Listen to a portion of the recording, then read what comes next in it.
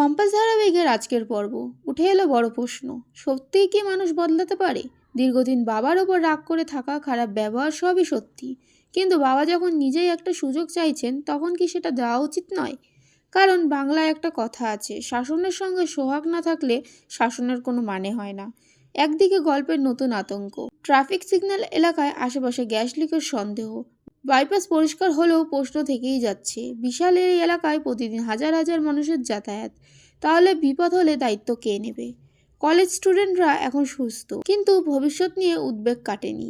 নাগরিক হিসেবে প্রশ্ন তোলা হচ্ছে, প্রয়োজনে আইনি পদক্ষেপের কথাও উঠেছে।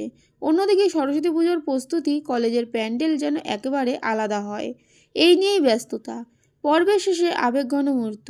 আজ ডিনার রান্না করছে বাবা, সবাই একসাথে খাওয়ার চেষ্টা। কিন্তু প্রশ্ন একটাই, অখিলেশ চৌধুরী কি সত্যি বদলাচ্ছেন, নাকি বদলের আড়ালে লুকিয়ে আছে অন্য কোনো উদ্দেশ্য?